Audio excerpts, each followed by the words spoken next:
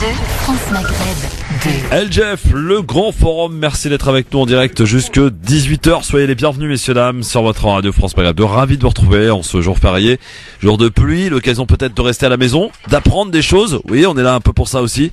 Et aujourd'hui, on va parler d'un événement qu'on évoque très peu souvent dans les médias, encore moins à l'école. Donc beaucoup ne savent pas évidemment ce qui s'est passé. Ce qu'on appelle d'ailleurs l'autre 8 mai. Pour en parler avec nous, Mohamed Kaki. Bonjour Mohamed. Bonjour Christophe. Alors c'est quelqu'un avec qui on va bien discuter parce que il est rempli d'anecdotes. Président fondateur des Oranges, l'association Les Oranges. On peut dire d'ailleurs que vous êtes un militant du devoir de la mémoire. Vous organisez d'ailleurs ce soir place du Châtelet un événement pour commémorer l'autre 8 mai.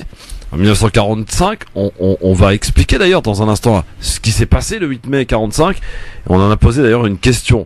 Gamal Abila, bonjour. Bonjour. Comment ça va mon Gamal? Ça va très bien et toi? Vous serez rejoint dans un instant par une femme, il en fallait bien une quand même, elle nous vient de Nice, Faiza Ben Mohamed qui sera avec nous bien entendu tout à l'heure, dans quelques minutes. On refera aussi l'actualité, je soumettrai d'ailleurs tout à l'heure un petit peu plus tard, histoire de bien chauffer l'ami Gamal, tout à l'heure pour le soumettre un questionnaire, un quiz avec Faiza sur ce qui a fait l'actualité de ce 8 mai. En dehors évidemment de ce dont on va évoquer en première partie.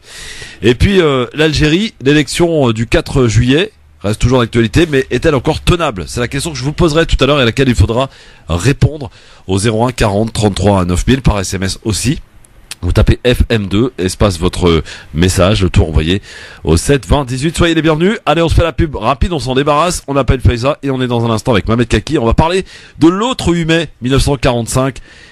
Alors que la France célébrait la victoire, la fin de la guerre, l'Algérie vivait l'atrocité. Le peuple algérien du côté de Sétif Guelma et également une autre ville, troisième ville. Galata. À tout de suite, on en reparle.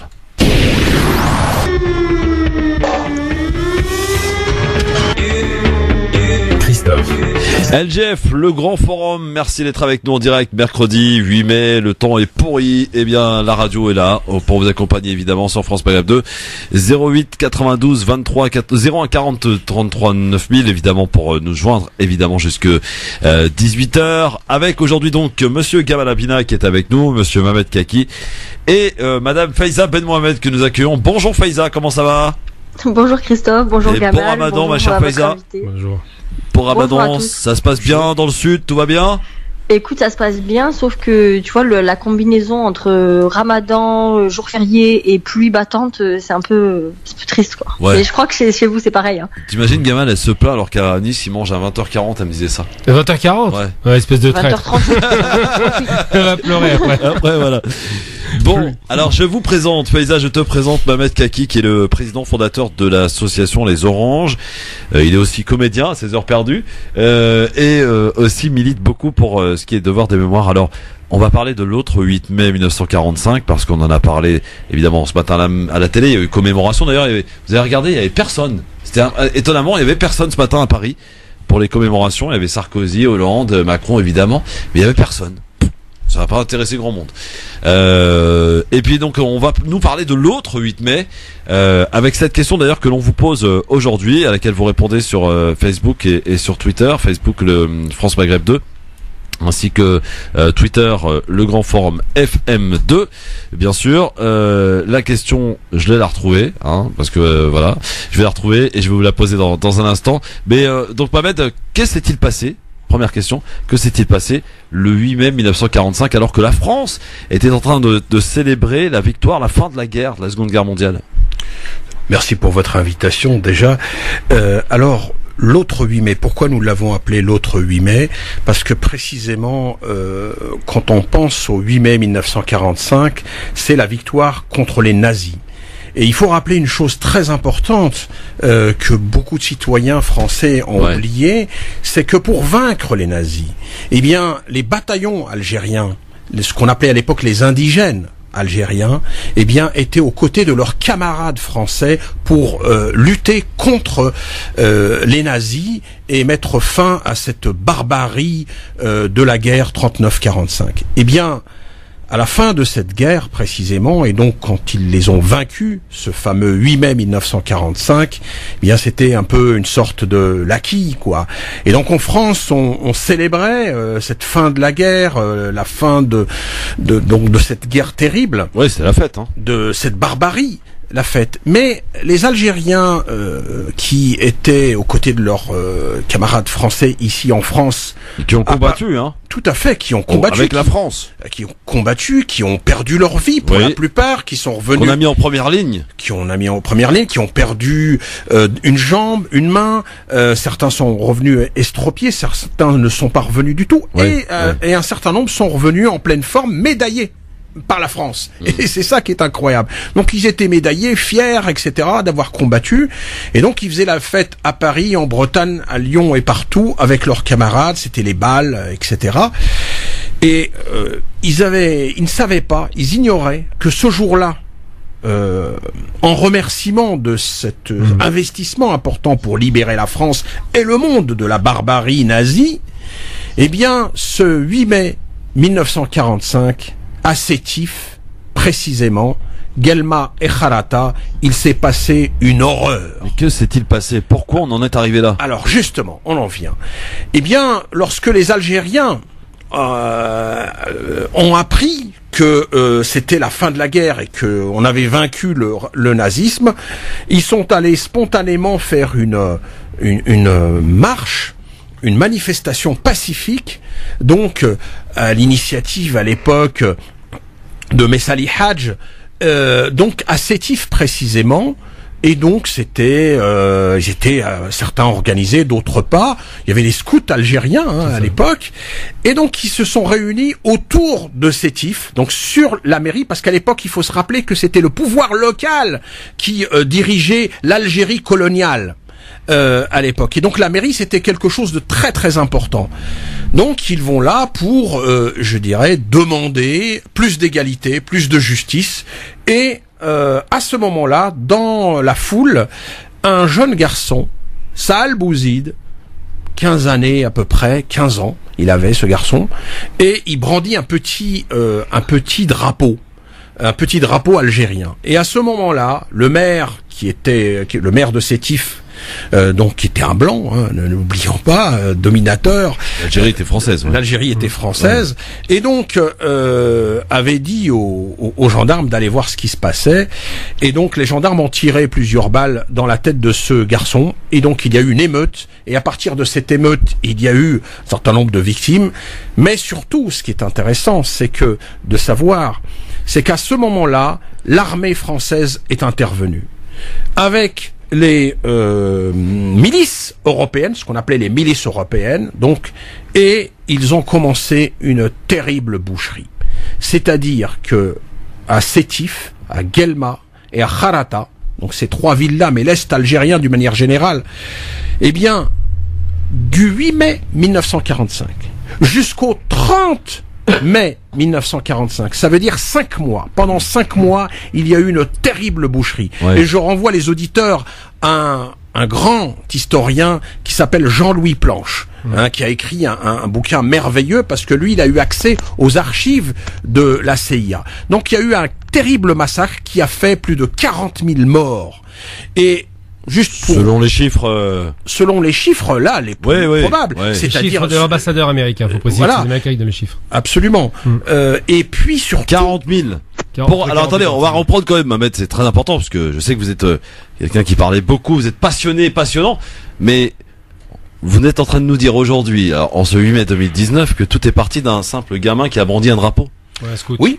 Absolument, c'est un truc de fou quand même. Mais non, c'est pas un truc de fou, vous allez voir. Pourquoi? Parce que les schémas de représentation des dominants de l'époque, c'était qu'un arabe devait rester couché. Un arabe ne doit pas être debout. Ouais. Et donc ce jour-là, ils étaient dignes, ils étaient debout. Enfin, ils étaient français quand même, rappelons-le. Algériens, Tunisiens, Marocains, 45, ils étaient tous français normalement. Non. Ils avaient un statut particulier qui s'appelait les FMA, les Français musulmans d'Algérie, et des indigènes, c'est-à-dire des citoyens de seconde zone qui n'avaient pas le droit de voter. voter, qui n'avaient le droit d'accès à rien, pas à l'école, rien du tout. Ce qu'il faut savoir, c'est qu'à l'époque, c'était qu'il fallait rester prostré. Et donc, cette dignité de faire une manifestation pacifique et de pouvoir réclamer et de dire des choses de manière politique, c'était insupportable pour les colons de l'époque et pour les dirigeants de l'époque là-bas, c'est-à-dire un arabe qui lève la tête, il faut l'écraser, il faut qu'il disparaisse. Alors la question que je vous pose aujourd'hui, je vous la pose d'ailleurs à tous les trois, Mohamed Kaki, Faiza Ben Mohamed et Gamal, et puis aussi aux auditeurs, aux auditrices sur Facebook pour voter à France Maghreb 2, sur Twitter, le grand forum FM2 également, et en nous appelant au 01 40 33 9. Vous pouvez appeler aussi pour poser des questions, profiter de la présence de Mohamed qui nous quittera d'ailleurs vers 17h, parce qu'il part après. Vous allez faire une commémoration à Paris. Oui, à 18h. Vous nous direz d'ailleurs tout à l'heure que vous avez réussi à faire passer quelque chose d'extraordinaire au Conseil de Paris. Un vœu au Conseil de Paris qui a même été voté par quelques personnalités dont on soupçonne ils n'avaient peut-être pas toute leur lucidité quand ils ont voté ce jour-là. Mais bon, la question du jour, c'est le 8 mai 1945 évidemment. On en parle depuis tout à l'heure, les massacres de Sétif, Galma et Ralata en Algérie. La France doit-elle instaurer une commémoration de ces événements sanglants? C'est la question que l'on vous pose. Et à laquelle vous répondez, vous êtes pour l'heure 91% à dire oui. Est-ce que la France doit commémorer ces événements sanglants, Mohamed Kaki? Je vous la pose, moi, la question. Et de quelle manière? D'abord, avant de commémorer, il faut d'abord que le chef de l'État puisse reconnaître ce crime d'État. Ce crime colonial qui est important, d'abord, c'est la première chose, et je rappelle que c'est gratuit, ça ne coûte 0 € dans le budget de la France. Il s'agit simplement que le président de la République n'arrête pas de lui demander depuis 2015. Il y a une résistance quand même, avec qui vous le savez. Eh bien, il y a une résistance, il y a des nostalgiques. Oui, mais ils sont nombreux, hein. Mais il faut du courage politique à un moment donné. D'autant plus que le candidat Macron, lorsqu'il était candidat et à Alger, a dit qu'il y a eu un crime contre l'humanité. Il a été encore plus loin. Il a un peu fait marche arrière en venant. Et entre-temps, il est devenu président. Nous lui demandons aujourd'hui simplement de revenir à ses amours, c'est-à-dire quand il était candidat, et qu'il puisse reconnaître ce crime d'État. Au contraire, ça le grandirait, moi je pense, indépendamment de ce qu'on peut penser de Monsieur Macron, d'un point de vue politique.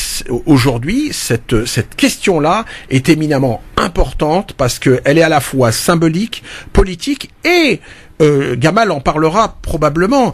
Elle est aussi le produit, si vous voulez, d'un projet par la suite entre les deux rives de la Méditerranée, c'est-à-dire économique, politique, etc. C'est-à-dire qu'elle débloquera beaucoup de choses certainement si la France reconnaît ses crimes coloniaux. Eh bien, je pense qu'elle permettra des choses. Mais pour cela, c'est une longue bataille. C'est pour ça que depuis 2015, nous y sommes. Vous savez qu'en 2015, vous avez évoqué tout à l'heure comment ça s'est passé. Je pourrais vous expliquer précisément et succinctement, parce que depuis 2015, qu'est-ce qui s'est passé en 2015? Nous avons d'abord l'association Les Oranges a initié une pétition. Ensuite, on a dit qu'on l'élargirait et donc on a créé un collectif national qui comporte plus de 200 associations, des partis politiques, enfin tous les gens qui le souhaitent sont les bienvenus et la liste est très longue. Et donc on a proposé un vœu qui a été porté par une dame courageuse, il faut le rappeler, parce que quand il y a des gens courageux, il faut le rappeler, c'est Danielle Simonet, conseillère de Paris, où je lui ai proposé qu'on fasse un vœu, et donc elle a été porteuse de ce vœu au Conseil de Paris. Et à notre grande surprise, il a été voté à l'unanimité. C'est important. Il a été voté à l'unanimité, c'est-à-dire la droite et la gauche ont voté ce vœu pour que le président de la République reconnaisse ce crime d'État, et avec le terme crime d'État. C'est-à-dire que Claude Goasguen a voté. Absolument. C'était notre grande surprise. La droite et la gauche, Monsieur Goasguen compris. Qu'est-ce qu'il a bu ce jour-là? Écoutez, je sais pas. Moi, je ne fais faire de procès à personne. Ouais, non, mais bon. Je pense qu'il a été quand même lucide. Il sait ce qu'il a fait. En tout cas, c'est une bonne chose. Quand il y a quelque chose qui est bien, il faut la saluer, qu'elle soit de droite ou de gauche. Bien sûr. Moi, je m'en fous. Parce que, vous savez, la gauche, c'est pas forcément nos amis. Ah oui, non. À vitam aeternam. Rappelons-nous, n'est-ce pas, Gamal, les pouvoirs pouvoirs spéciaux de 1956 qui ont permis à l'armée française de faire un massacre terrible. Guy Mollet. Guy Mollet qui a fait voter à l'Assemblée nationale la droite et la gauche en même temps, là pour ce coup, pour conférer les pouvoirs de police à l'armée. Bon, Faiza, est-ce que la France, selon toi, doit-elle commémorer justement ces événements, enfin instaurer, je veux dire, une commémoration de ces événements sanglants, Faiza? Oui, je suis entièrement d'accord avec déjà le propos liminaire de ton invité, Christophe, parce que c'est notre invité, c'est chez toi, ma chérie. Oui, c'est vrai, mais je suis loin, donc du coup je m'inclus pas forcément dans le plateau. Mais oui, effectivement, moi je pense que déjà la commémoration elle est essentielle, et c'est vrai qu'il faut absolument déjà passer par la reconnaissance de ce crime d'État. Après, on connaît aussi moi ce qui me dérange surtout, c'est le silence actuel de l'État sur ces crimes. Mais on sait aussi que Emmanuel Macron, il sait se montrer très bavard quand il s'agit, par exemple, d'instaurer une commémoration sur la question du génocide arménien, parce que ça touche la Turquie, et parce que quand on veut taper sur un pays, on va dénoncer, on va pointer du doigt leurs exactions, sans pour autant se regarder dans le miroir. Oui. Donc je crois que plutôt que d'aller se mêler de ce qu'a fait la Turquie ou ce que n'a pas fait la Turquie, ou d'aller se mêler de ce que font d'autres pays, de donner des leçons de droits de l'homme, il faut d'abord regarder son passé en face. Il faut d'abord se faire un mea culpa. Il faut savoir faire une introspection, savoir. On peut être fier du passé de la France, comme on peut aussi dénoncer un certain nombre de choses. Et ça, ces crimes contre l'humanité qui ont été perpétrés en Algérie, il est essentiel pour les communautés algériennes, pour les communautés franco-algériennes, pour la diaspora algérienne aussi, ici en France, pour pouvoir apaiser un petit peu cette relation. On sait qu'entre la France et l'Algérie, c'est toujours une relation très passionnelle. Oui, c'est je t'aime moi non plus. Un peu, ouais, voilà, c'est un peu ça. Et c'est toujours très électrique parce qu'il y a une forte communauté ici, il y a un passé qui est quand même assez noir, assez sanglant, assez trouble, et je pense que vraiment la France pourrait sortir grandie de faire cette démarche. Après, est-ce qu'elle le fera? Franchement, quand on voit le tollé, vous avez rappelé tout à l'heure le fait que Macron ait dénoncé des crimes contre l'humanité quand il est allé en Algérie en décembre 2017, en décembre 2016, quand il a dénoncé des crimes contre l'humanité. Entre-temps, il devient président, il rétropédale. Et on sait que l'opinion publique a un fort impact sur le discours qu'il tiendra ou ne tiendra pas.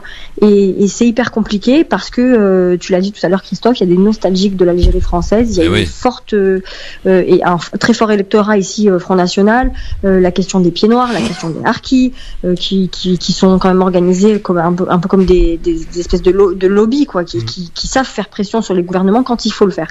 Et ça m'étonnerait qu'on arrive à ça, mais je crois que la France doit le faire. Gamal, t'y crois? Reconnaître les crimes en Algérie, ça va être compliqué parce que c'est un pays qui se vante d'être le pays des droits de l'homme. Ils ont juste fait la déclaration, ils ne sont pas possédants. Mais au-delà de ça, je vais vous raconter une histoire qui est très intéressante, parce que je dis toujours qu'une douleur qui est muette finira par être une douleur qui est criée. Et en l'occurrence, j'ai eu droit ce week-end à une séquence particulière à laquelle je m'attendais pas du tout dans un média. Je devais faire un débat avec un type que je connaissais pas d'ailleurs, et on a discuté de choses et d'autres, et puis je lui ai présenté un peu mon travail, et je lui ai dit que je travaillais sur la mémoire algérienne, et on avait fait un film sur les massacres du 17 octobre 61. Et ce type, dont je ne donnerai pas le nom parce que ça lui ferait la publicité, il ne la mérite pas, a osé me dire, alors qu'il est même pas français, il est belge, il a osé me dire que c'est une fake news le 17 octobre. Ah bon? Une fake news, c'est-à-dire que c'est un type qui est même pas français, qui a été naturalisé et qui est venu, il m'a agressé littéralement. Et ça s'est conclu par quoi? Par un propos intéressant. Un type qui est belge, je précise, hein. Donc c'est vraiment extraordinaire. Il a dit quoi? Il a dit, c'est quoi ces Algériens qui nous emmerdent avec ces questions? S'ils ne sont pas contents, qu'ils retournent dans leur pays. J'ai beaucoup apprécié le propos. Alors c'est pas un nain de jardin, c'est quelqu'un qui avait des responsabilités importantes dans l'économie en France. Tu as pas fait un sourire kabyle, non? Non, je lui ai fait un sourire de mépris, ça lui fait plaisir. Il a pété un câble, il voulait me pousser à la colère, et évidemment il s'attendait à ce que l'Algérien qui a le NIF lui mette un bourre-pif. Malheureusement pour lui, je me suis moqué de lui. Et mais ça, c'est exactement la stratégie qu'il a adoptée, en fait. Il voulait peut-être te pousser à bout. C'est du négationnisme pur et dur.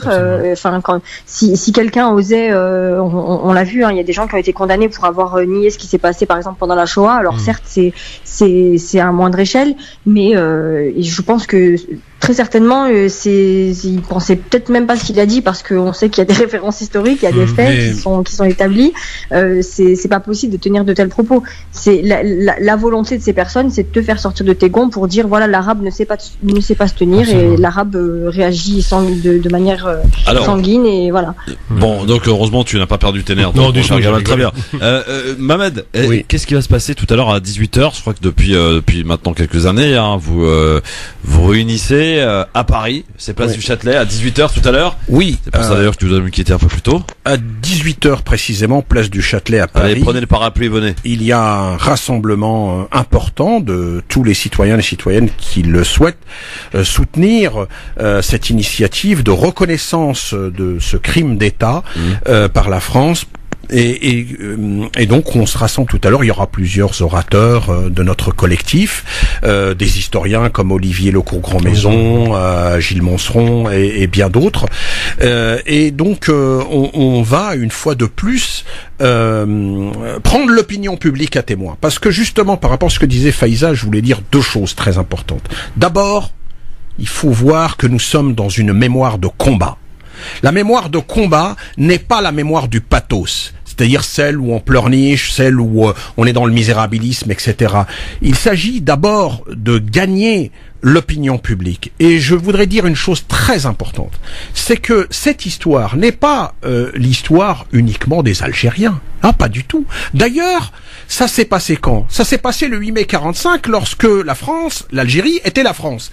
Donc, les Français ont été amputés d'une grande partie de leur histoire, et il s'agit de restituer l'histoire des Français aux Français, mais bien plus que ça, à l'ensemble des citoyens du monde. C'est une histoire universelle. Quand on tue quelqu'un, que ce soit en Palestine, en Algérie ou n'importe où dans le monde, eh bien les Apaches, l'Afrique du Sud, tout ce que vous voulez, eh bien un mort c'est un mort, et un massacre c'est un massacre. Il y a aussi Madagascar, 100 000 morts. Okay. Eh bien, je crois que ce qu'il faut voir, c'est la dimension universelle. Donc, cette histoire, c'est d'abord l'histoire de France, qu'il faut qu'elle soit enseignée aux Français, et que l'État français a caché aux Français une histoire importante, les a amputés d'une grande histoire, qui est leur histoire coloniale. Et donc, les Algériens, bien sûr, font partie de cette histoire-là. Mais elle n'est pas uniquement et spécifiquement à l'histoire Et je rappelle aussi que pour ces crimes coloniaux, ils se sont passés sur l'ensemble du Maghreb, sur l'ensemble de l'Afrique. Et il faut voir, nous combattons tous les crimes coloniaux qui se sont faits sous l'égide de l'État à l'époque, au nom du peuple français, alors qu'on lui a pas demandé son avis. C'est un scandale. C'est pourquoi il faut que l'opinion publique soit travaillée. Et nous ne cherchons pas, bien sûr, notre question elle est simple. On demande à Monsieur Macron de reconnaître ces crimes coloniaux. Mais bien plus de là, nous interpellons, et je vous remercie pour votre radio de nous inviter et de me donner l'occasion de parler et de faire de la pédagogie à nos auditeurs. Le devoir de mémoire est très important, nous, à notre France. Tout à fait. Je vous remercie vraiment, parce qu'il s'agit de gagner l'opinion publique et de parler, de faire en sorte que l'ensemble des Français ou pas Français, tout ce que vous voulez, cette histoire, elle intéresse tout le monde. Il y a des gens de notre âge, Gamal. Bon, t'es un peu plus vieux que moi, je vais pas te cacher. Mais il y a des gens de notre âge avec Faiza qui ne connaissent pas, qui ne savent pas ce qui s'est passé à Guelmas, Sétif, en 45. Déjà, c'est pas enseigné dans les livres d'histoire, et puis le problème de cette question de mémoire, c'est que c'est très frais, c'est très long à décanter. Les autorités françaises ne veulent pas en entendre parler, parce qu'il y a encore des acteurs qui sont toujours vivants aujourd'hui, qui sont des anciens de l'Algérie française, parce qu'il y a les rapatriés qui ont été à peu près entre les 800... fameux nostalgiques. Oui, mais les rapatriés étaient 800 000 quand ils sont arrivés, donc ils avaient la rage, et leurs enfants sont au minimum 5 fois plus nombreux. Donc ça veut dire qu'il y a à peu près, en gros, 10% de la population qui a un vrai problème avec ces questions-là, indépendamment de l'extrême droite, indépendamment de tous ces négationnistes de l'histoire. Il y en a beaucoup vers chez Faiza là-bas. Énormément. Ici, politiquement, ils sont très ancrés, et ils sont soutenus, notamment nous. Ici, sur la promenade des Anglais, il faut savoir qu'on a un monument qui rend hommage aux Français d'Algérie. Il est en plein milieu de la prom, c'est érigé au rang de, genre, c'est une fierté, quoi. La question des harkis ici, ils ont un fort impact, en tout cas, sur les politiques locales. Tout à fait. Et je veux dire, là-dessus, c'est pour ça que moi, je suis très sensible à cette question-là. La question de la mémoire, c'est un enjeu politique. Et je dois dire que nous avons tous une responsabilité. responsabilités. Par exemple, en 2020, il y aura des élections municipales. Oui. Il faut que chacun d'entre nous s'investisse parce qu'il faut savoir qu'il y a des... Tu dois me dire que vous y allez, non? Bah, écoutez, je serai candidat. Il paraît, on m'a dit ça quelque part. Non, mais vous pouvez le dire clairement. Je serai candidat à Nanterre, précisément, et donc c'est important. Pourquoi? Vous y allez avec quelle étiquette, monsieur? Écoutez, on verra. Pour l'instant, je suis dans une liste citoyenne. Très bien. Mais de toute façon, les élections municipales, en règle générale, c'est des listes citoyennes, et c'est les plus importantes parce que la question des gens d'en bas, elle est souvent négligée. Donc c'est pour ça que les citoyens ils se prennent en charge. Mais ce que je veux dire précisément au-delà de ça, c'est que dans les collectivités locales, c'est très important de poser une plaque ou d'en retirer une, comme ils le font à Nice et ailleurs, ou plutôt de la faire dans un certain sens. Moi, j'ai vu, par exemple, une ville comme Sartrouville, qui est dans une ville dans les Yvelines, qui est pas loin d'ici. Eh bien, ils ont mis en place, ils ont retiré la rue du 19 mars 1962. Voilà, 62, et ils l'ont remplacée par la rue Bachaga Boualem. Vous vous rendez compte ce scandale? Et donc ça, c'est ça la hagra. Et quand je rencontre les jeunes dans la ville et qui me disent mais regarde Mohamed ce qu'ils ont fait, et ben je dis mais nous avons une responsabilité politique. Vous avez une responsabilité, nous avons tous une responsabilité dans l'investissement. Il faut prendre, je dirais, le taureau par les cornes, et il faut faire de la politique, et il faut s'investir de manière à je dirais, à être dans les instances de décision pour pouvoir bouger les choses. Sans quoi il se passe rien, sans quoi on gueule, on crie. Qui est Bachaga, Mohamed, faut le préciser parce que. Oui, faut le préciser parce que. Je te laisse le. Non, je t'en prie, Non, mais Bachaga Boualem, c'est un, voilà, il fait partie de toute cette clique à l'époque coloniale qui ont fait allégeance à la France et qui ont été bien souvent plus royalistes que le roi. Ils ont assassiné des Algériens, et vous savez que la France, elle s'est servie de ces gens-là, les Bachaga et autres, pour justement les retourner contre la population. C'est un peu les harkis de l'époque. C'est un collabo, j'irais. Voilà, c'est des collabos. Ils ont été voilà. Donc c'est le système français qui a créé ces conditions-là, parce que je dirais, je veux pas attaquer tous les citoyens, mais globalement il y en a eu un certain nombre de Bachaga qui ont été plus royalistes que le roi. C'est-à-dire que, vous savez, alors ça me rappelle le 17 octobre 1961 à Paris. Vous savez qu'il y avait une police auxiliaire, et que les Algériens, quand ils étaient torturés dans les commissariats de police à Paris, ils avaient plus peur de la police auxiliaire des Harkis qui suivaient la police française, qui étaient des redoutables bulldogs, c'est-à-dire qu'ils torturaient les gens, mais de manière illimitée, parce que la police française, bon, républicaine, chacun a eu, entre guillemets, un SMIC d'éducation, à peu près. Et donc, il se rappelle peu ou prou que s'il va trop loin, il assassine quelqu'un et qu'il se fait attraper, eh ben, il peut risquer la zonzon. Mais les Bachaga, justement, et toute cette clique de la police auxiliaire, eh bien, pour être plus blanc que blanc comme homo, eh bien, ils allaient encore plus loin. Lessive, voilà, la fameuse lessive. Précise, tout à fait. La fameuse lessive. Eh bien, ils y allaient franco.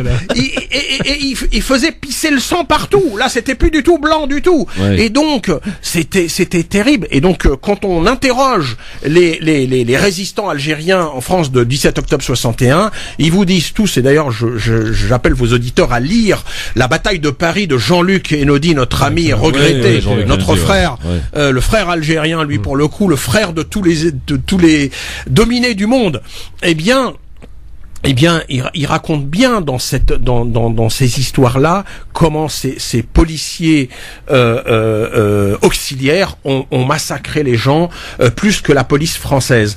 Et donc c'est pourquoi je disais tout à l'heure, je reviens à nos moutons, c'est-à-dire que 2020, c'est aussi la possibilité pour l'ensemble des Français héritiers de l'immigration coloniale, quel qu'il soit, et bien de s'investir complètement dans ces élections, et puis de faire en sorte qu'ils existent. Il y a quand même quelques millions dans cette France. Mohamed. et c'est important de...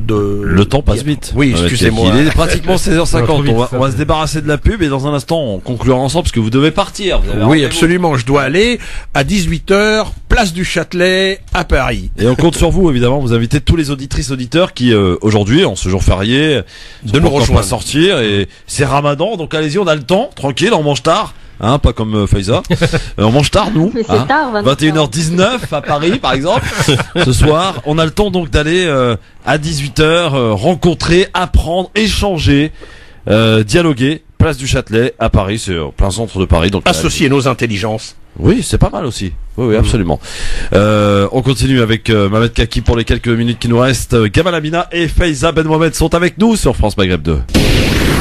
On est bien, c'est le grand forum, messieurs dames, et on est en plein devoir de mémoire aujourd'hui avec ce fameux 8 mai, l'autre 8 mai, messieurs dames, le 8 mai 1945. Vous savez, pendant ce temps, bien en France, on célébrait la fin de la guerre, la deuxième guerre et la victoire, et de l'autre côté de la Méditerranée, en France, parce que l'Algérie c'était la France quand même, avec Kaki, oui. À Sétif, Guelma, Galata, eh bien on massacrait. On rappelait tout à l'heure ce que vous nous avez dit quand même. Tout est parti par un drapeau brandi par un enfant. Le maire ou le préfet des départements de manque d'aller voir ce qui se passe et il y a eu donc cet enfant qui a été touché par des tirs et des émeutes et le bilan terrible de 40 000 morts. Oui, 40 000 morts. C'est j'allais dire un événement, plus qu'un événement, pardon. C'est une tragédie qu'a connue la France dont les Français ne sont pas au courant. On leur a caché, on leur cache encore. Absolument, c'est un crime d'État important qu'il faut faire connaître à l'ensemble des Français, à l'ensemble des citoyens du monde, parce que ça intéresse tout le monde. Et les responsables politiques, Mohamed Kaki de l'époque, qui sont-ils? Ah, merci pour cette question. Bah oui, parce qu'elle est importante. Alors, nous allons y venir. Alors là, vous mettez le doigt dans du piment, cher monsieur. J'adore le piment. Et attention à pas se brûler. Alors, je vais vous dire. Qui était? C'était un gouvernement d'union nationale. C'était en 1945, il faut se rappeler la fin de la guerre, le général de Gaulle, la gauche, la droite étaient ensemble. C'est-à-dire un même gouvernement. Et donc, il y avait à la fois des ministres gaullistes, des ministres communistes, des ministres... Et donc, c'est là, si vous voulez... Quand on dit mais pourquoi on a autant de difficultés à travailler cette question de reconnaissance de ces crimes d'État? Eh bien parce que la droite et la gauche étaient mouillées depuis toujours. Et c'est pour ça que ils ont du mal à émerger, ils ont du mal à se dire mais c'est vrai on a fait ça nous. Mais moi ce que je leur dis simplement, écoutez, ceux qui ont fait ça aujourd'hui, pour la plupart d'entre eux sont morts, comme le général de Gaulle ou d'autres. Et aujourd'hui, tournons la page. Mais avant de tourner la page, il faut l'écrire. Et c'est ça le problème. Donc il faut qu'on écrive la page ensemble en disant et puis aujourd'hui c'est vrai qu'on a des historiens qui ont fait du bon boulot comme je rappelais Jean-Louis Planche, rappelez-vous de ce nom, Jean-Louis Planche. S'il y a un livre à lire, c'est celui-là, Jean-Louis Planche. Et donc aujourd'hui la difficulté c'est que les gens vous disent c'est la guerre de mémoire que vous êtes en train de faire, tout ça. Enfin, si vous voulez, ils vous en fument. Ils nous en fument depuis un certain temps. Et donc nous on dit non. On dit un truc simple. Reconnaissance de ce crime d'État. Accès aux archives totales. Diffusion de l'histoire. Permettre aux gamins à l'école de connaître cette histoire-là. Et puis aussi qu'il y ait des lieux je dirais, dans l'espace public, parce que pour nous, la mémoire de combat, c'est un enjeu dans l'espace public, c'est-à-dire dans les rues, dans les places. Et à ce titre, je tiens à remercier les élus de Givors, les élus de la ville de Givors, c'est où, ça? Qui ont, eh bien, écoutez, c'est en direction du sud de la France, vers Lyon, là-bas. Eh bien, ces élus-là, ils sont magnifiques, parce que la ville de Givors, elle a créé une place de l'autre 8 mai 1945. Et ça, c'est courageux. Ça veut dire que ces élus-là... qui l'ont fait, ça. Non, ils sont les seuls. Et donc, il faut qu'il y ait une exemplarité. Ils l'ont fait. Nous leur avons suggéré, notre collectif. Et aujourd'hui, eh bien, c'est magnifique, ça existe. Et je dois vous dire d'ailleurs qu'il y a 30 villes en France.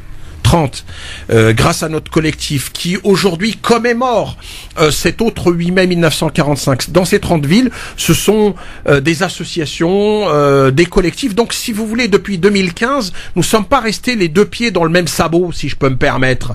Nous avons travaillé, et ce travail-là, grâce à la détermination, eh bien, comme disait Abdelmalek Sayad, le grand sociologue algérien, exister, c'est exister politiquement. Et donc, c'est ça qui est important, c'est qu'aujourd'hui nous puissions exister politiquement dans l'espace public et donc dire simplement que c'est injuste, que cette histoire importante où nos grands-parents, nos parents qui ont participé à ces guerres, qui ont participé. Puisque nous sommes à Paris, je peux me permettre, cher monsieur, de vous dire que le métro de Paris, il a été creusé aussi par des Algériens. Oui, on oublie ça. Au début du siècle, quand il a été creusé, ils ont fait venir des Algériens qui l'ont creusé. Personne ne le sait, cette histoire.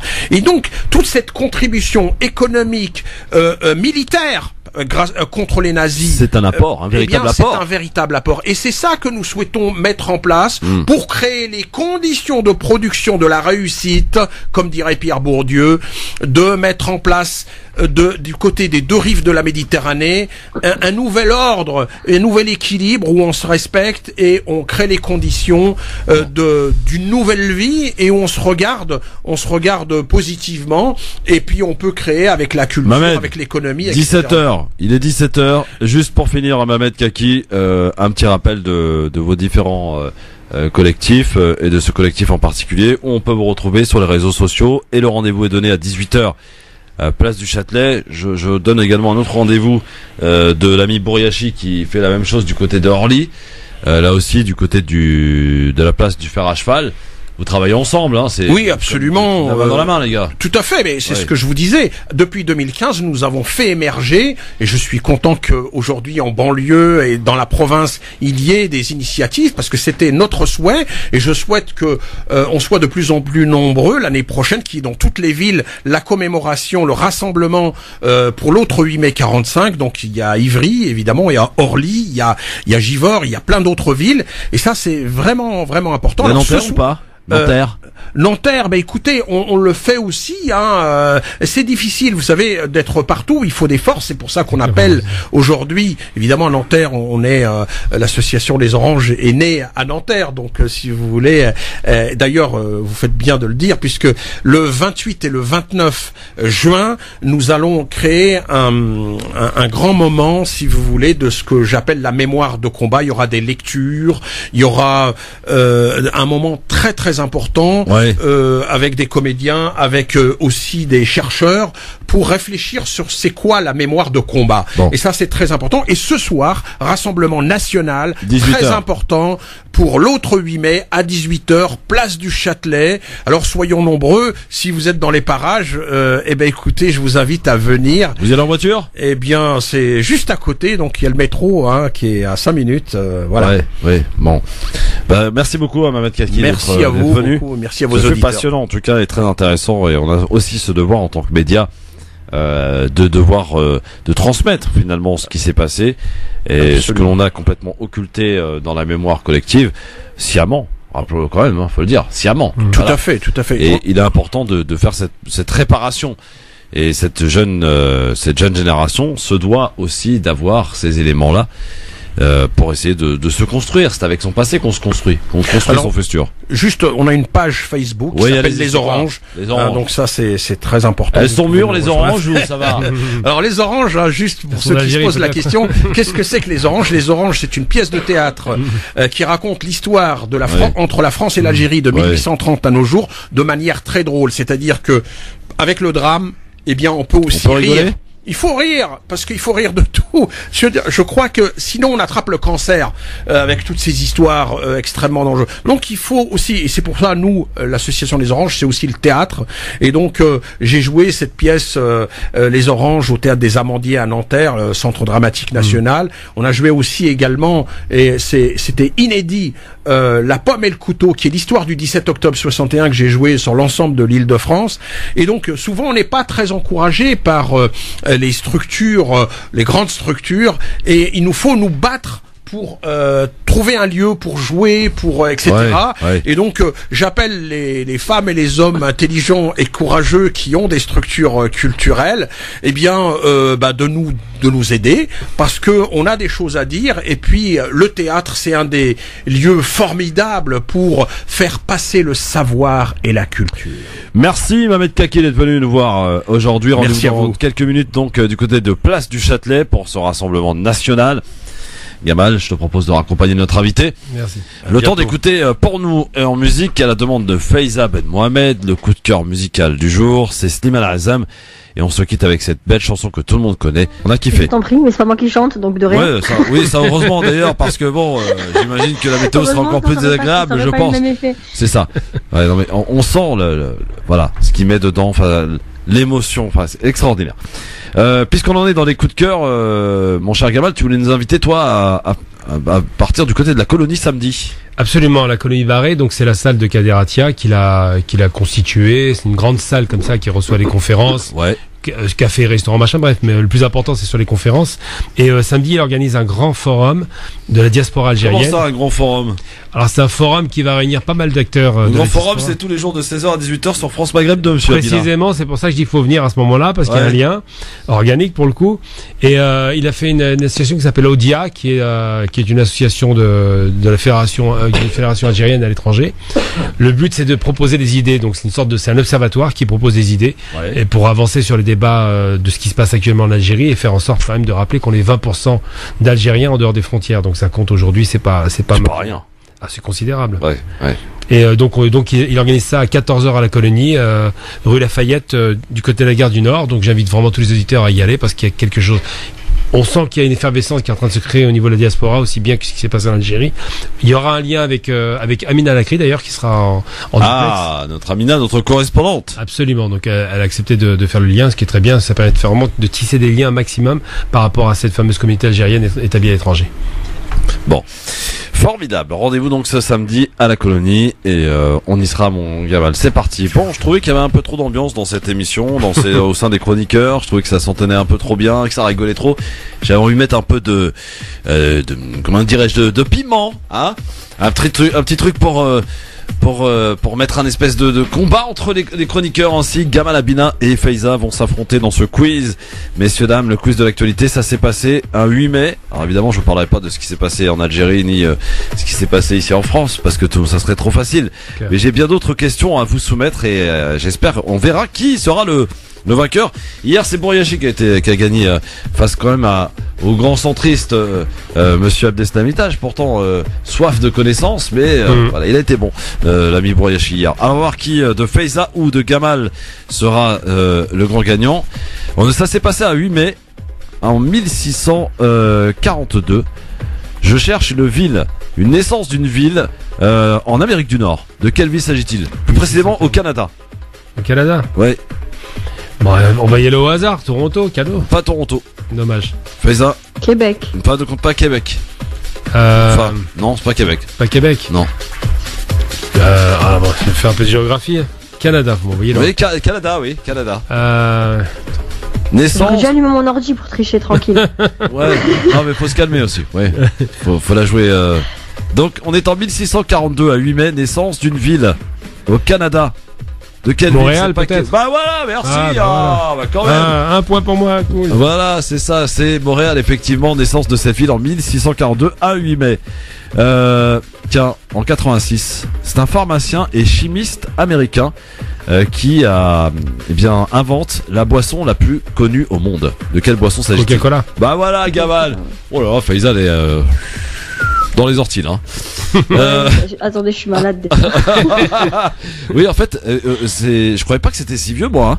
C'est en 1886, donc un pharmacien, chimiste américain, Eberton, qui invente la boisson la plus célèbre dans le monde, Coca-Cola. Donc, effectivement, bien joué, mon Gamal. Ça rassure, c'est un chimiste. Hein. Oui, c'est que c'est pas pour les chimiques après. D'ailleurs, il paraît qu'on connaît toujours pas la composition de cette boisson. Non, bah oui, c'est comme le Nutella. C'est placé c'est un secret défense, je crois. Le Nutella. Je sais pas d'ailleurs lequel entre les deux est le moins bon ou le plus mauvais.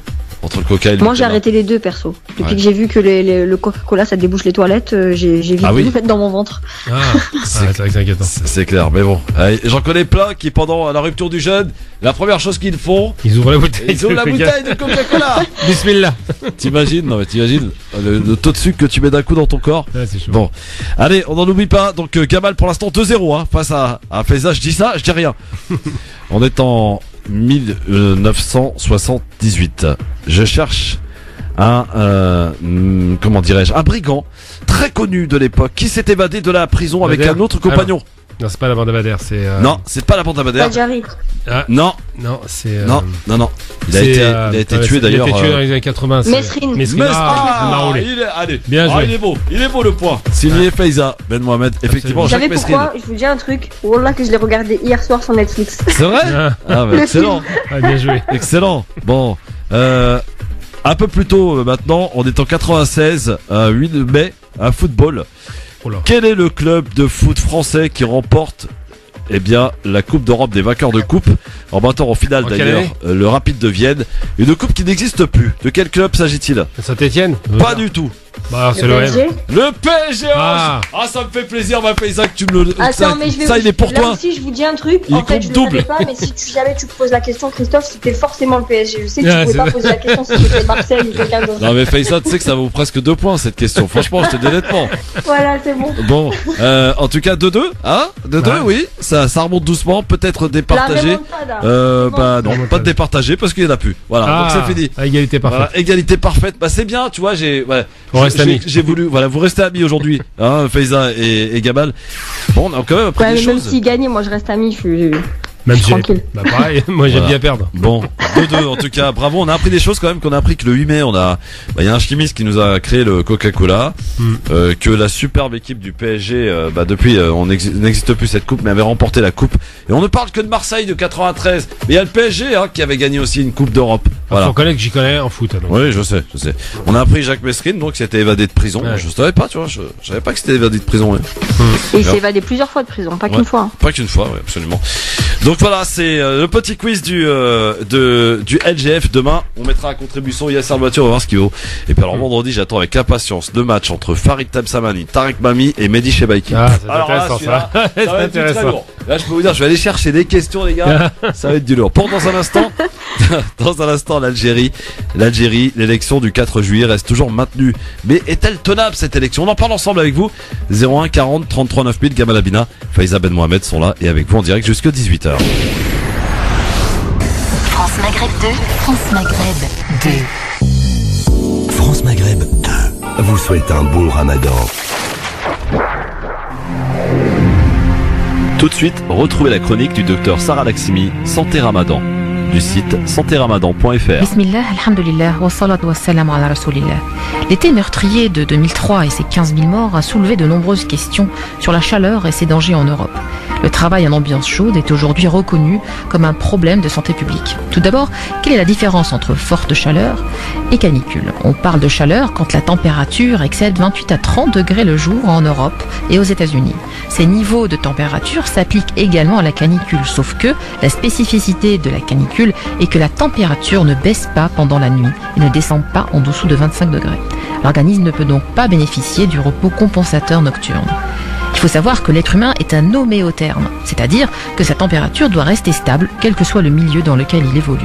Quand il fait chaud, notre corps devra travailler plus pour maintenir la température du corps à 37 degrés. Le cœur va accélérer son rythme pour augmenter le débit sanguin et favoriser ainsi la perte de chaleur par la peau et les poumons. Cette perte de chaleur par la peau et la transpiration, qui est un moyen de régulation essentiel pour évacuer la chaleur, mais elle entraîne malheureusement une perte d'eau et de sel. Le risque de déshydratation guette quand la capacité de l'organisme est dépassée. Mais quelles sont les personnes les plus exposées au risque vital lors de fortes chaleurs? Deux groupes se distinguent. D'abord, le premier groupe, c'est les personnes fragiles, à savoir les femmes enceintes, les personnes malades et les personnes âgées, qui, eux, présentent une capacité réduite d'adaptation à la chaleur. Ils ne la perçoivent pas, et puis le mécanisme de transpiration ne fonctionne mal. Ils perdent la sensation de soif, et leur système vasculaire ne peut plus se dilater pour favoriser la transpiration. Si vous avez un parent ou un grand-parent âgé dans votre entourage, faites de votre mieux pour le dissuader de ne pas faire le ramadan. quand il fait très chaud. Il y a un deuxième groupe de personnes dont le pronostic vital pourrait être menacé en cas de forte chaleur. Les personnes qui exercent un travail nécessitant un effort physique en extérieur. Les ouvriers du BTP, les VRP, les pompiers, les boulangers et certains mineurs. Cette liste n'est pas exhaustive, bien sûr. En somme, sont concernées toutes les personnes effectuant des tâches nécessitant un effort physique très important. Le jeûne en cas de canicule ou de forte chaleur peut se faire sous des conditions précises, vitales et non négociables. Boire au moins un demi-litre d'eau à la fin du repas du suhour avant l'aube. Il faut bannir la limonade et les boissons sucrées, car elles augmentent la faim.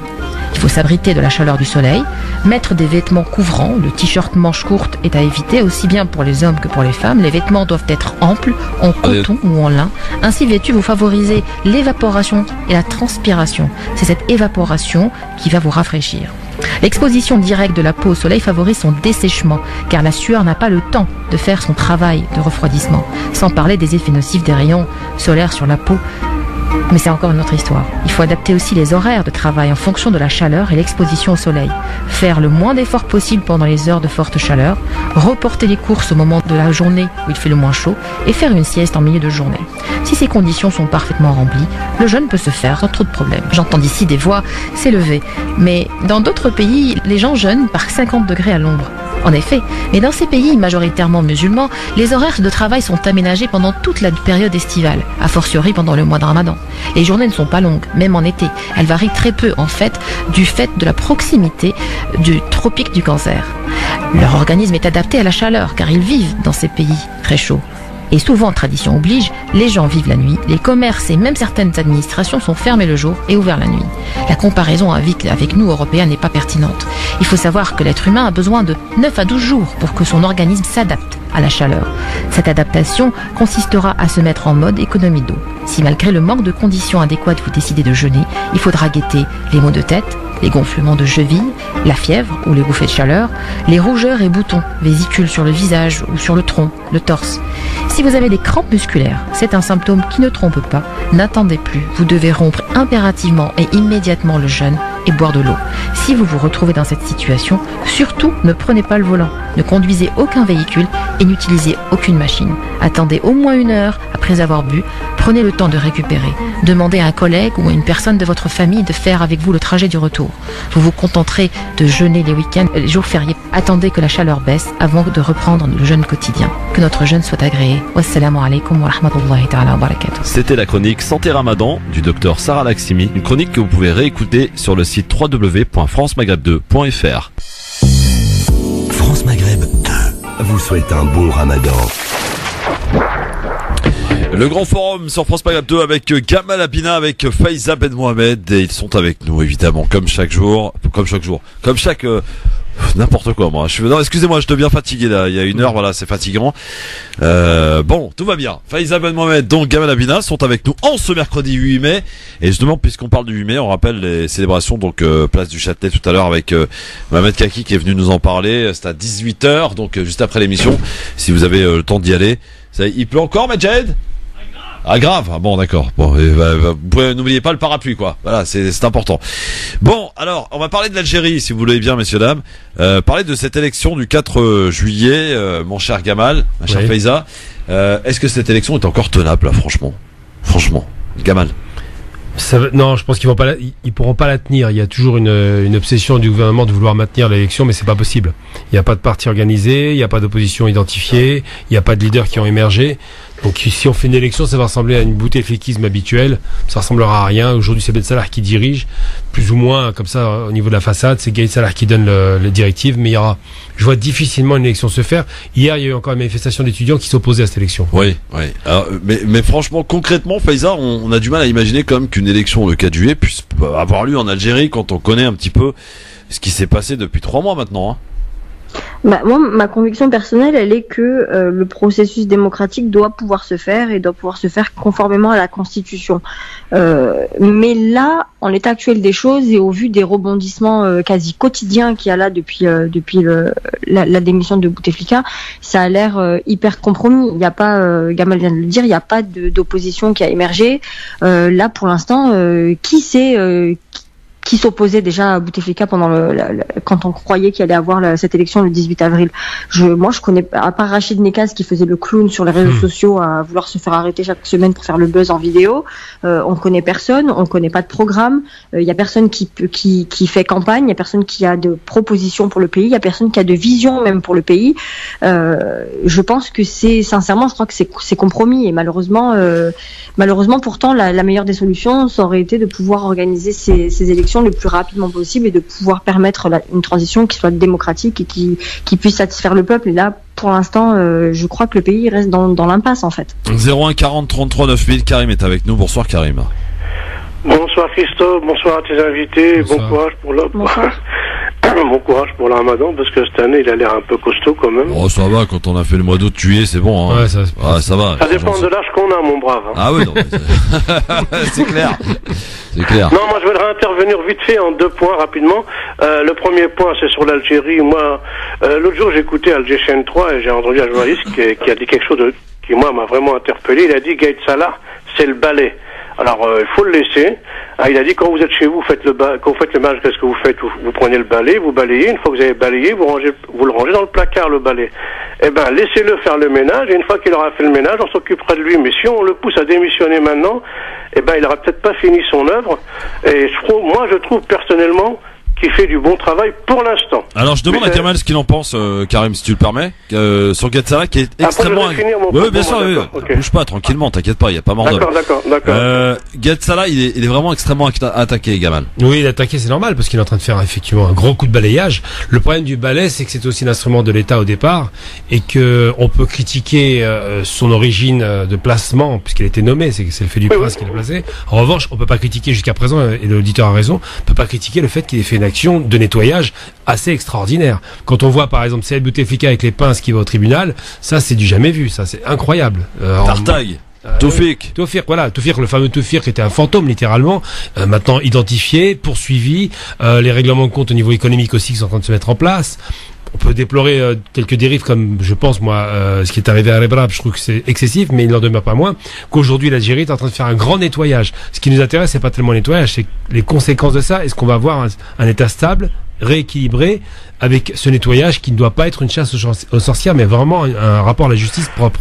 Karim. Oui, donc oui, tu as tout à fait raison, mais il faut simplement ajouter une chose qui est très importante, c'est que l'Algérie est dans un tel état économique, c'est que personne ne veut y aller. On a sollicité des dizaines de gens, personne ne veut y aller parce que tout le monde sait que c'est un défi que de prendre le pouvoir en Algérie. Donc pour l'instant, la rue, les gens veulent que tout le monde se barre, mais personne ne propose quoi que ce soit. Et ça, c'est vraiment dangereux.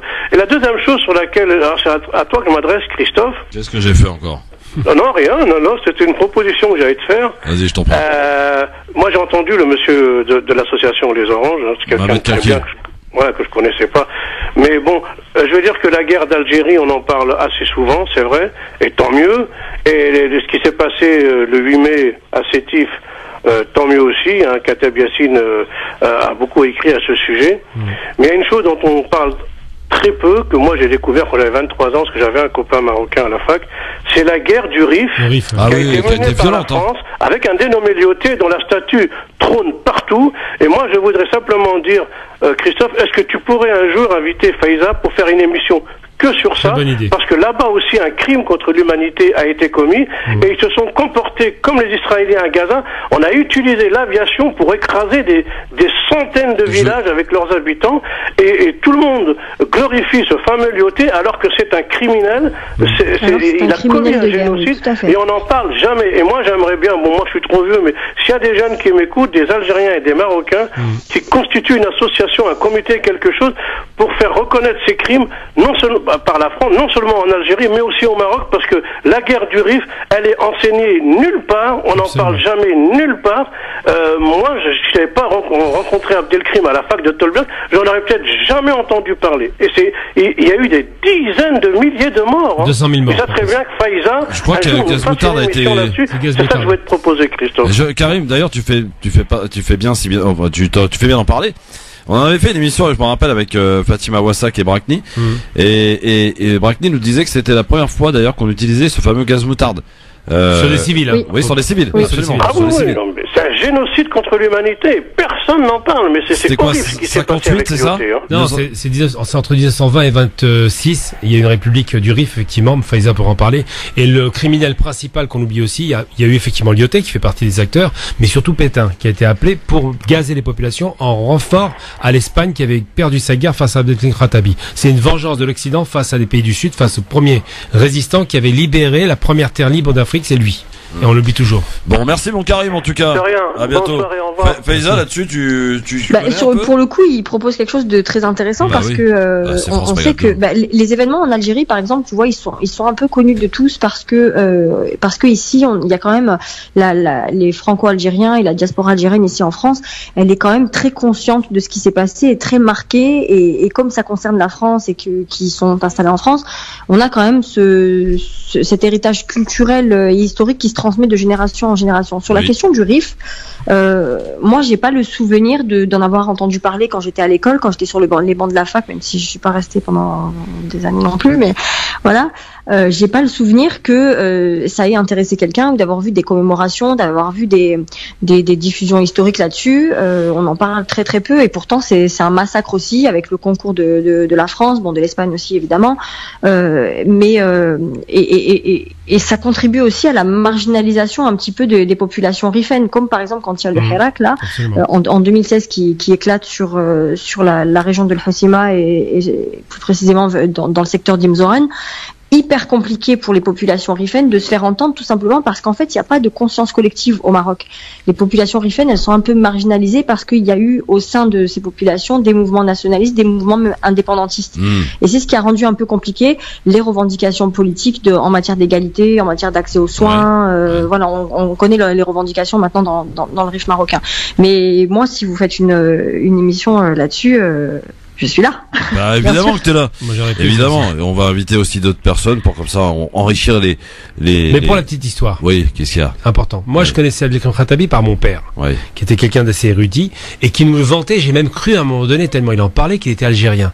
Pourquoi? Parce que les Algériens, quand on a fait notre révolution, ils se sont basés sur les faits de victoire d'Abdelkrim Khattabi et sur sa stratégie de guerre asymétrique. Ils se sont basés là-dessus pour dire c'est possible. On peut prendre les armes et on peut libérer le pays parce qu'il a réussi à le faire.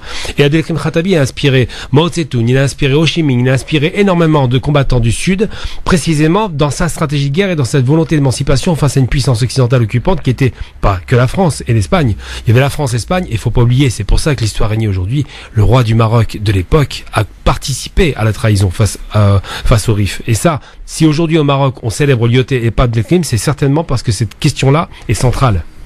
Alors, la question elle est centrale parce que aujourd'hui, enfin, après moi, voilà, c'est pas un secret, je suis originaire du Rif, je suis originaire de des campagnes près de Nador, dans le Rif marocain. Aujourd'hui encore en 2019, t'as dans tous les marchés, dans tous les commerces, t'as soit des photos des cadres d'Abdelkrim Khattabi, soit des t-shirts à vendre, des drapeaux du Rif, parce que le drapeau rifin n'est pas le drapeau amazir comme ce qu'on on utilise beaucoup le drapeau, comme celui des Kabyles, le drapeau berbère, mais en fait, il y a un drapeau rifin de la République du Rif qui tu l'as rappelé tout à l'heure, Gamal, de 1920 à 1926.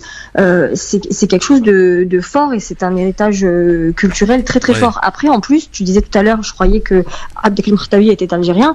Il faut rappeler qu'il y a une très très forte communauté marocaine qui s'est installée dans la région d'Oran entre les années 30 et les années 40. Moi, mes parents, mes grands-parents et mes arrière-grands-parents en font partie. Nous, on est enfin moi je suis née en France, mais ma famille et mes ancêtres sont ce qu'on appelait des Marocains d'Algérie, qui sont allés s'installer quand il y a eu des crises, notamment des famines dans le Rif, sont allés s'installer du côté d'Oran et de sa région. Et il y a encore aujourd'hui beaucoup de Marocains qui sont restés, même si la plupart ont été expulsés par Boumedienne dans les années 75. Il y a quand même un fort ancrage culturel entre les populations rifaines et les Algériens. Ouais, il y a un film qui est sorti, Brachny m'en avait parlé, j'arrive plus à retrouver le nom, je crois que c'était 58. Les massacres du 58. Ouais, j'ai vu. Ouais, un film qui est très intéressant à voir. Bref, vos appels au 01 40 33 9000. Allô, bonsoir. Allô. Allô, bonsoir. Oui, bonsoir. Baissez-moi la radio, s'il vous plaît, monsieur. Baissez la radio, s'il vous plaît. Je vais baisser la radio. Merci beaucoup. Quel est votre prénom, cher monsieur? Pardon, je l'ai oublié. Ah, commence par un T, Toufik, je dis. Taufir, pardon. Bonjour, bonsoir. Voilà. Bonsoir, Tofik. Moi, j'écoutais un tout petit peu, et j'ai mademoiselle qui parle Faiza. Bonsoir à tout le monde déjà. Bonsoir. Bonsoir. Et je voulais lui dire, donc elle dit qu'elle est marocaine. En 67, elle se souvient de ce qui s'est passé au Maroc en 67. Écoutez, je suis né en 85, donc je peux pas me souvenir. J'étais pas là. Mais... L'histoire, c'est pas par rapport à la naissance de la personne, je veux dire. Vous savez qu'en 67, c'est pour ça que je dis 67, l'armée marocaine du roi Hassan II et de l'armée française, ils ont bombardé le Rif, au napalm, etc. Je cite pas les c'est en 58, c'est pas en 58, c'est pas 67. 67. Non, 58. Non, c'est ça. Et tout. Ouais, bon. Attendez. Oui, Ouais. c'est pas vieux. Donc, c'est vrai que on a, la personne qui a téléphoné tout à l'heure, monsieur Karim, c'est vrai qu'on est frileux. Je sais pas sur l'antenne de France Maghreb. On parle pas beaucoup de l'intervention de la France au Maroc. On a l'impression que c'est le jardin de la France et comme l'Amérique latine avec les États-Unis. Ça fait penser à ça. La Bazaria. Donc faut de temps en temps parler de la famille royale marocaine. Je parle pas du peuple, mais je parle de la famille royale marocaine. Que ce soit, c'est-à-dire ils sont complices. Ouais, vous avez envie qu'on aille plus au Maroc, quoi, c'est ça. Vous voulez plus qu'on aille en voyage, en vacances au Maroc, c'est BD, ça. Pas se ramasser à la douane, quoi. Vous avez envie que Faiza se fasse ramasser là-bas. Le Maroc, c'est pas la propriété. Non, je plaisante, évidemment. Oui. Non, mais je plaisante.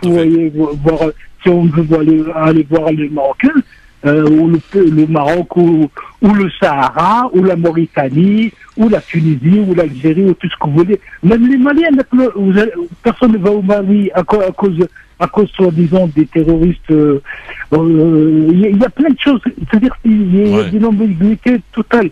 Regardez, écoutez, franchement, dernièrement, je trouve 3 journalistes, ça c'est un peu lié, 3 journalistes de France Inter qui ont été convoqués par l'Élysée parce qu'ils ont dévoilé une liste de l'armement français qui est vendu à l'Arabie Saoudite, pour bombarder le Yémen, l'un des pays les plus pauvres au monde, je dirais. Effectivement, ouais. Et maintenant, aujourd'hui même, j'écoutais la ministre de l'armée qui dit on va vendre des canons, ils sont en train de partir, disons, pour l'Arabie Saoudite. Tout ça pour bombarder qui? Je veux dire, c'est quand même la position française de Macron. Lorsque je dis de Macron, elle est quand même ambiguë, non? La politique française de Macron est ambiguë sur ce point-là, oui, effectivement. Merci Tofik, merci beaucoup en tout cas pour votre appel. 01 40 33 9000. Rachid est avec nous. Damien, bonsoir Rachid. Il est où Rachid? C'est barré Rachid. Bon, très bien. 01 40 33 9000. Pour revenir à l'Algérie, Gamal, est-ce que l'arrestation quand même de... Alors, on en a parlé évidemment de Saïd Bouteflika, Tartag et du général Tofik. Beaucoup n'y croient pas et pensent à un scénario. Franchement, pas beaucoup de monde y croit, mais Gamal, franchement, qu'est-ce qu'il faut en retenir de cet épisode de ce week-end qui est quand même une grosse prise, quoi. Bah, le truc, il faut comprendre qu'en Algérie... Est-ce que je comprends qu'il y a des gens qui n'y croient pas? Oui, quoi. Je comprends, parce qu'il y a plein de parano, mais en vérité, l'Algérie, c'est un système de strates et de contre-pouvoir. C'est pas du tout... on n'est pas sur un système où il y a un pouvoir et puis le peuple. Et ce qui se passe, c'est qu'ils sont en train de se bagarrer entre eux, effectivement, et chacun veut montrer qu'il est meilleur que l'autre, parce qu'aujourd'hui, on voit bien qu'il y a un bouleversement des rapports politiques en Algérie à la faveur du peuple, pour le coup. Donc, il est évident, effectivement, ça peut déranger, mais c'est évident que aujourd'hui, c'est pas une pièce de théâtre qu'elle en a. C'est vraiment un règlement de compte qui est en train de se mettre en place avec des pouvoirs qui se font face. On ne sait pas qui va l'emporter. Il y a un grand chef d'orchestre qui est l'armée, qui est toujours là pour chapeauter. Mais ils ont parfaitement pris la mesure des choses. C'est un peuple entier qui sort dans la rue. On peut pas l'arrêter. On peut arrêter l'opposition, mais pas un peuple. Bon, 01 40 33 9000 dans un instant, c'est le Libertad du Ramadan. Voilà, vous nous dites un petit peu comment ça se passe chez vous. On parle de journée de travail, mais il y en a beaucoup qui ont travaillé aussi. C'est pas parce qu'on est 8 mecs qu'on travaille pas. Regardez, nous on est là, on bosse, et voilà, on aime bien d'ailleurs. Vous pouvez nous dire un petit peu comment ça s'est passé, nous raconter des petites anecdotes de Ramadan, nous dire un petit peu comment ça se passe dans autour de 19h, 20h au sein des boulangeries. Alors il paraît, Gamal, je sais pas, il paraît qu'à Alger, aux alentours de 19-20 heures, les nerfs sont à rude épreuve. Ah bah c'est normal. Que t'es aux abords des commerces. Alger, hein. On a tous Quand le tu sang chaud, vas là. à la boulangerie chercher ton pain, Mais oui. il y en a un qui arrive et qui déboule et qui passe devant tout le monde, et ça y est, c'est l'émeute. Ah, mais tout le temps, c'est même sans le ramadan, hein, c'est comme ça Ouais. tout le temps. Ah oui. Oui, c'est la blague du siècle, c'est toujours Il pareil. n'y a pas qu'au Ramadan, il n'y a pas qu'à Alger, pardon, Faiza. Non, il n'y a pas qu'à Alger. Moi, j'ai le souvenir d'avoir déjà fait mon ramadan au Maroc, pour le coup, à Nador. Ouais. Et je sais qu'il y a des bagarres dehors dans la rue du matin au soir. Les gens en fait, ils ont faim, ils se supportent pas, en fait. Oui, Tout simplement, il y a des bagarres, mais après, c'est les Arabes, malheureusement, on a des fois du mal à maîtriser nos nerfs. Hein.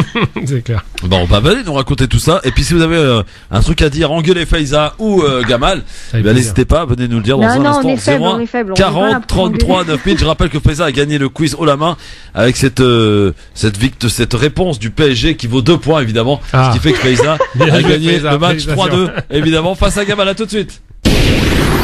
Le grand forum, messieurs dames, avec Gamal Abina, avec Faiza Ben Mohamed pendant quelques minutes, Libertad dans un instant.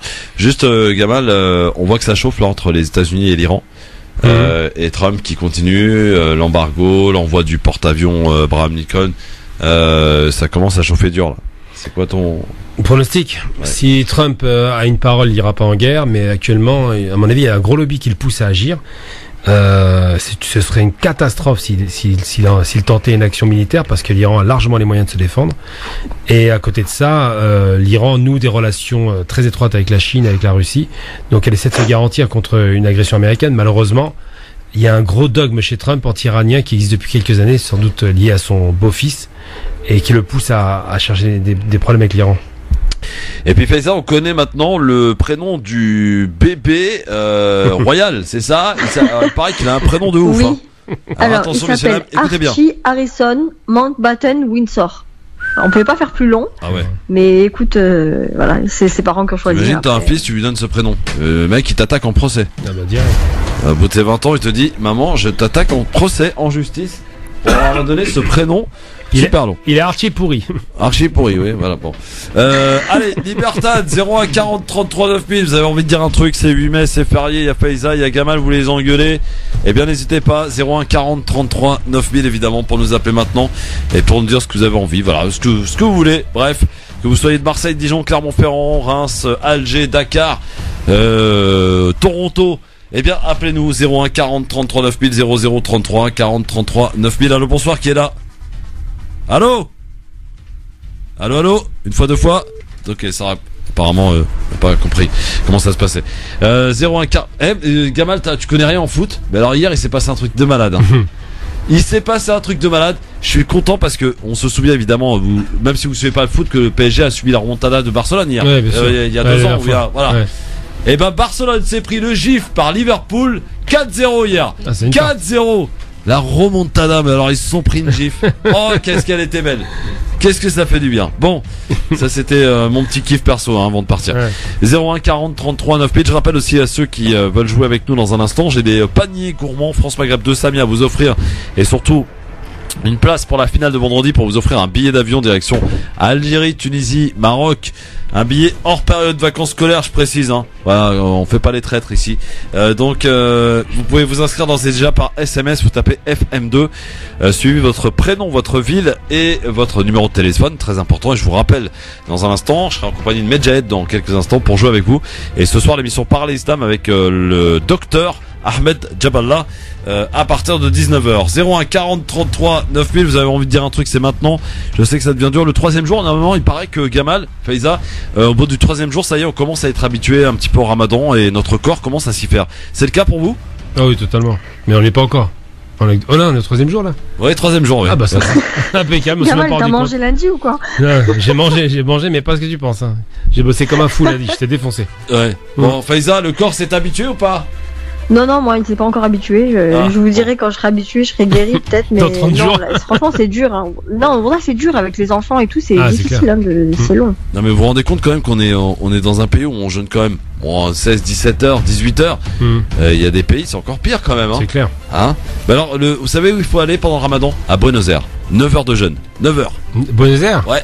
En Argentine. Ah, c'est la belle vie. C'est bien ça. Tu m'étonnes. Allez, direction Mais nous Buenos aussi, Aires. avant, quand on le faisait en janvier et tout, on Oui, mais en mangeait janvier. pas longtemps. Moi, je me Oui. souviens quand j'étais plus jeune, chez mes parents, on mangeait à 17h30, 18h des 18h. fois. Ah, j'ai connu Ça va, moi, quand ça. j'ai commencé, je vous raconte. C'était en décembre. Et je me souviens, on rompait de jeûne à 16h57. Ça m'avait marqué. Il y a 16h57. cela, comme ça devait être bien. Oh, t'imagines, là, on serait en train de manger, là, tu vois. Ouais, c'est Ça y est, chaud. on aurait fait la deuxième mi-temps déjà. Voilà, guerre. Et vous auriez vu d'ailleurs la différence entre la première, c'est un peu endormi, tout ça, machin, et la deuxième. Ouah, super, tout va bien, les amis, on est au top et tout, c'est grand forme. Bon, allô, bonsoir, qui est avec nous? Miaou, miaou, miaou. Ah ouais, même pendant Ramadan, il est toujours aussi con, lui, hein. 01 40 33 9000. Évidemment, pour nous appeler, pardon, ça part tout seul, hein, mais je suis comme ça. 01 40 33 9000 pour nous appeler, c'est Libertad. Le Libertad Ramadan, bien sûr, pour nous dire ce que vous voulez.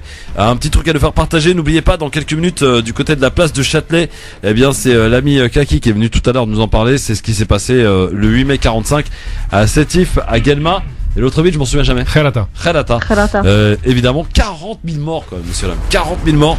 On ne l'enseigne pas à l'école et pourtant c'est dramatique. Donc devoir de mémoire tout à l'heure, donc à 18h, dans quelques minutes maintenant.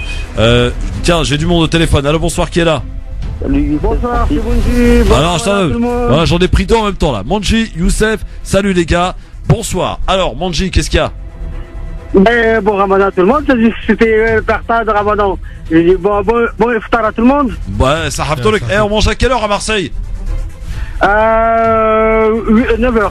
20h51. 8h57 quoi. Ouais, non, 51 ce soir, arrête, ton délire. Manji. Bah, j'ai pas le bon calendrier alors. Ah bah voilà. Moi j'ai vu ce matin que c'était 57. Non, attends, bouge pas, je vais te dire ça tout de suite, mon pote. Non, on t'a arnaqué, hein. On t'a arnaqué direct. Ah bon? Ah oui, je te dis tout de suite. Bon, qu'est-ce qu'il y a, Youssef? T'as vu hier la remontada de Liverpool là? Ouais, j'ai vu, j'ai kiffé même. Pour une fois, c'est pas le PSG qui fait pas humilier. Ouais, t'inquiète, laisse le PSG. Laisse le PSG tranquille. Espèce de rageux. Je te rappelle que c'est. Mangé le Liverpool. Calmez-vous, les gars. C'est un 8 mai que le PSG a remporté la Coupe d'Europe. Hein? Ouais, il y a 23 ans. Ouais, c'est un moment quand même. Ah ouais? Bah oui, non, mais vous. Attends. Mais je voyais pas l'étoile sur le maillot, elle est ou pas? Non, elle est que sur celui de Marseille, l'étoile pour l'instant. Manji, calme-toi. Manji, nous sommes le. Alors, donc je suis en train de te renseigner pour toi et l'autre il est en train de me tacler. 20h51 ce soir à Marseille. 20h51. Je te remercie, tu vas gagner 6 minutes, merci beaucoup. Ah bah c'est important mon vieux. Merci mon Manji, salut mon Youssef. Pour tout le monde. Sarah Tolok les gars, ciao. Bon, et bien voilà, on va y aller les amis. Merci beaucoup Faiza. Donc Sarah Tolok, elle bat tout le monde, c'est 20h40 pour elle.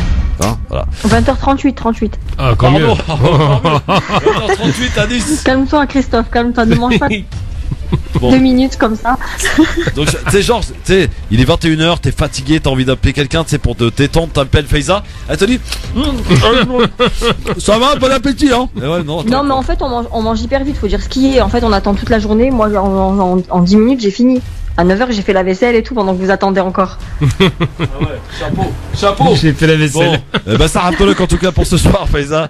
Merci beaucoup mon Gamal. Ouais, c'est pareil. Merci à tous et rendez-vous demain évidemment pour le LGF dans un instant. On va jouer ensemble.